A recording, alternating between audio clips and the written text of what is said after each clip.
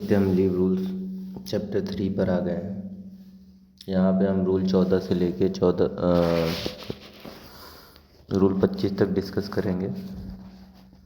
चलिए शुरू करते हैं, देखते हैं क्या प्रोसेस है। लीव के लिए कैसे आवेदन होता है। लीव या लीव एक्सटेंशन का आवेदन फॉर्म 1 में किया जाएगा। ये फॉर्म कहाँ है? फॉर्म इसी में से अटैच्ड है नीचे के। मैं आपको दिखाऊंगा उस PDF। यदि कर्मचारी डिसेबिलिटी के कारण स्वयं आवेदन मेडिकल सर्टिफिकेट नहीं दे सकता तो निम्न व्यक्ति दे सकते।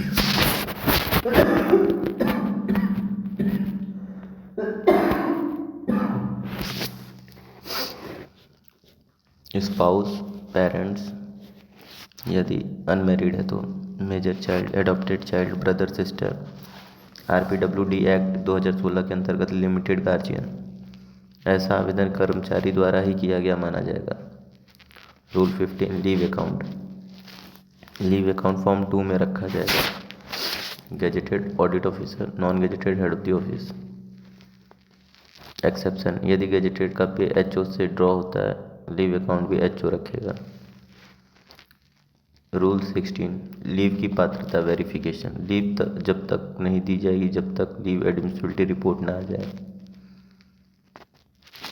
सैंक्शन ऑर्डर में EL HPL बैलेंस दिखाना जरूरी है। डिले की स्थिति में प्रोविजनल लीव मैक्सिमम 60 डेज तक दी जा सकती है।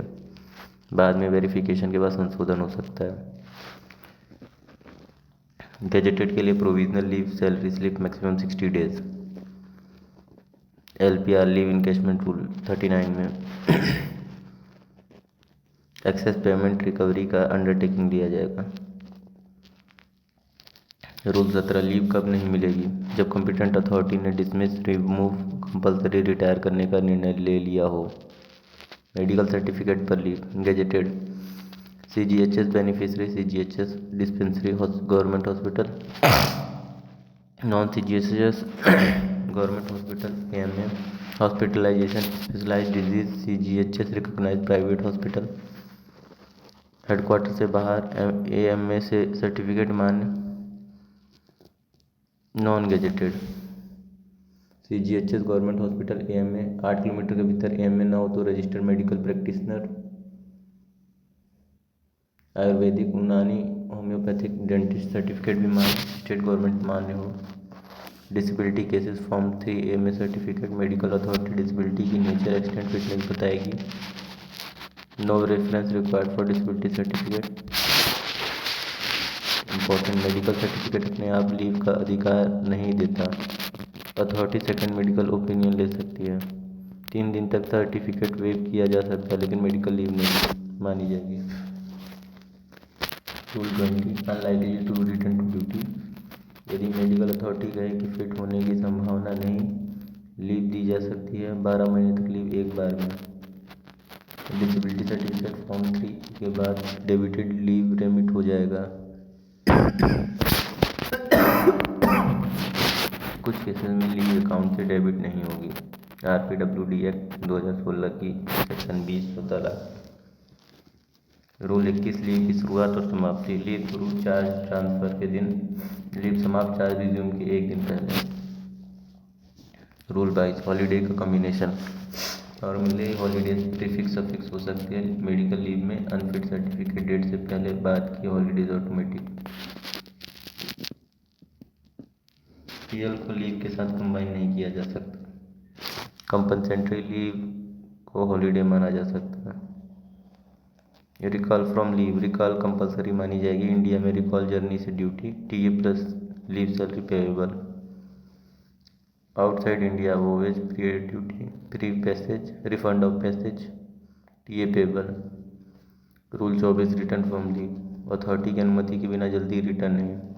LPR से रिटर्न, अपॉइंटिंग अथॉरिटी की कंसर्न जरूरी। मेडिकल लीव से रिटर्न, फिटनेस सर्टिफिकेट फॉर्म 5 जरूरी। Gazetted normally medical board, non gazetted registered medical practitioner certificate acceptable. Return पर सेम पोस्ट का ऑटोमेटिक राइट नहीं।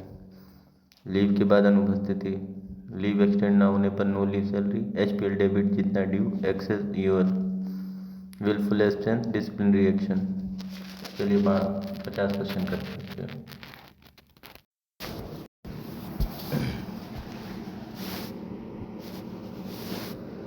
लीव एप्लीकेशन किस फॉर्म में? फॉर्म 1 में। लीव अकाउंट किस फॉर्म में? फॉर्म 2 में। गैजेटेड एम्प्लॉय का लीव अकाउंट रखता है audit officer.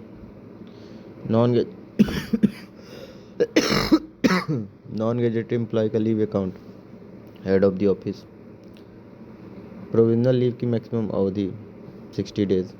Provisional leave salary slip gazetted के लिए 60 डेज। लीव सेक्शन ऑर्डर में क्या दिखाना अनिवार्य है? ELHPL balance. डिसमिसल का निर्णय हो जाने पर leave not granted. Medical leave का सर्टिफिकेट गैजेटेड के लिए फॉर्म 3।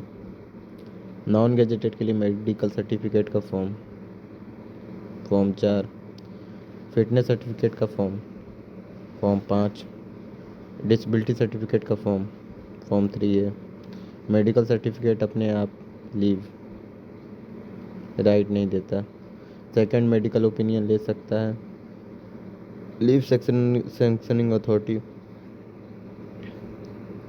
मेडिकल सर्टिफिकेट वेव किया जा सकता है 3 डेज के अंदर।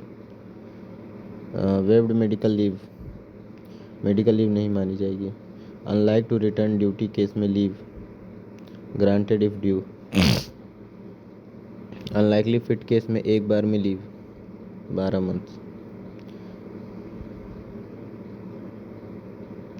डिसेबिलिटी सर्टिफिकेट के बाद डेबिटेड लीव रेमिटेड। रूल 20 के साथ लागू act RPWD act 2016। Leave ordinarily begins charge transfer date. Leave ends previous day of joining. Casual leave को कंबाइन नहीं किया जा सकता। मेडिकल लीव में holidays automatic prefix suffix. Compensatory leave holiday माना जा सकता है। Recall from leave compulsory.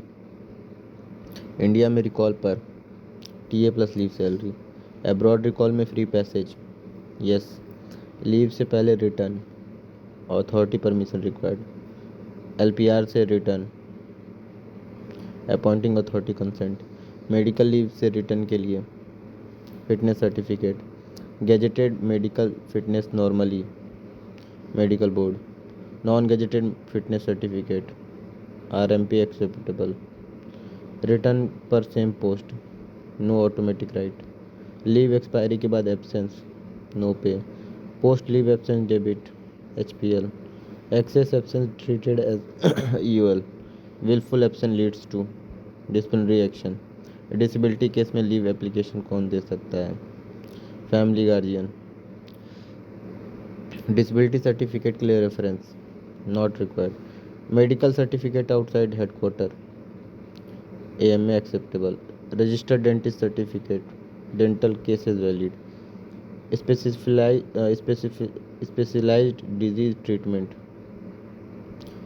CGHS recognized hospital. Rule 16 relates to medical leave verification of leave. Rule 17 relates to leave not grantable. Rule 22 relates to holidays with leave. Rule 23 relates to recall. Rule 24 relates to return from leave. Rule 25 relates to absence after leave. और last आज का question जो है correct statement क्या है? Recall is compulsory. Thank you.